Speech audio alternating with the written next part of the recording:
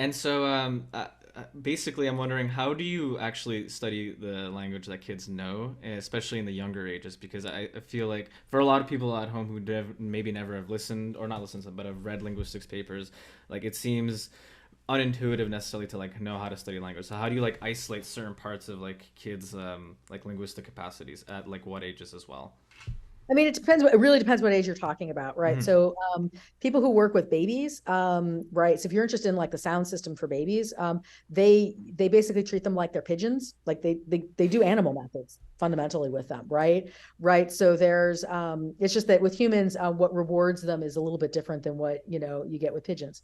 Um, so my favorite studies they do with infants, they do some of these with like day old infants, is the non-nutritive sucking technique. So they give them a pacifier that is wired, so you can record how aggressively the baby is sucking on the pacifier. Mm. And then what you measure is how intensely the babies suck while you play different sounds to them.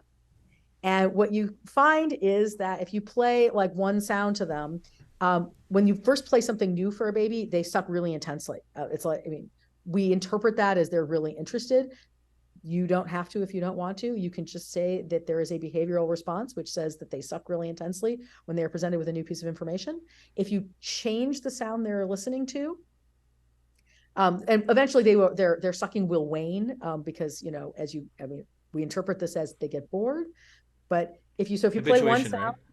yeah, probably that's what we think is going on is habituation. You get right, um, and you can measure that by their sucking intensity declines Hmm. as measured by a wired up pacifier.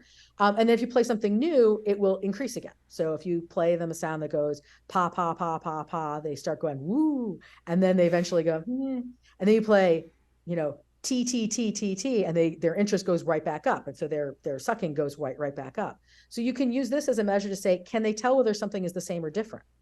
So when I say pa versus t, you're like, they're great. They totally change their sucking pattern. Ba versus da, they also change their sucking pattern, which is much closer in terms of their sounds.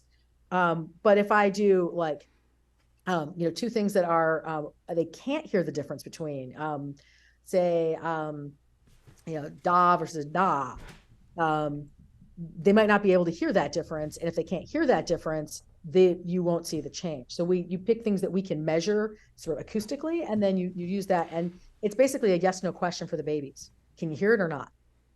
And then you're playing 20 questions with the babies. Can you hear this? Can you hear that? Can you hear this? Can you hear that? And you do it over and over again with all kinds of differences to sort of map out what they can and cannot hear.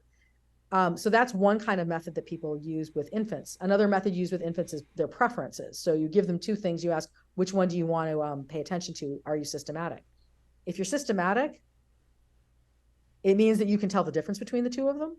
So that's also a way of answering a yes, no question, but also gives you a bonus prize, which is, and all things being equal, I would prefer to pay attention to this.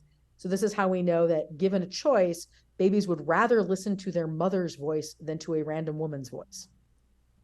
Given the choice, they would rather listen to a random woman speaking the same language as their mother than a random woman speaking a different language. Uh, However, you can game that one. So if you have two languages that sound kind of similar, like English and Dutch, Hmm. they don't care because they can't hear that different. And that's how we go, oh, well, whatever it is that distinguishes English and Dutch, and that at the early ages, what they have that is makes them common is rhythmically they sound very similar. So if they can't tell between English and Dutch, then that suggests that rhythm is the thing that they're actually using because um, English versus Japanese, wow, they really would prefer to listen to if their mother speaks English or if their mother speaks Japanese. So, I mean, that's one way to do it. I work with slightly older kids, like in the 3 to 5 year old range. And with those kids, you can actually treat them more like people. Um, but again, most of the work that I do is about giving kids highly constrained choices in a very artificial way and say where I'm controlling what is the thing that is different, right? So if you want to know whether they know, you know, the difference between, running and walking, well, you give them two pictures and one word, and you make them match it. And if they can do that, then they can do that. And if they can't do it consistently, they can't. Um, Again, one of the things you have to keep in mind with this, right, is this is why I'm in a psychology department, right? You have to use statistics. Everybody's going to get it right 50% of the time if it's a forced choice to alternative task.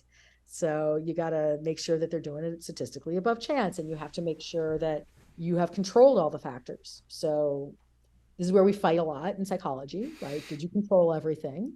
You said that the only difference was your cool linguistic fact, but actually there was also this other cool thing that differed between the two of them. And how do you know the child wasn't using that?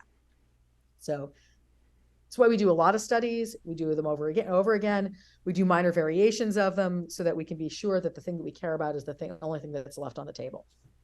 Okay. Okay, gotcha. Thank you for that explanation.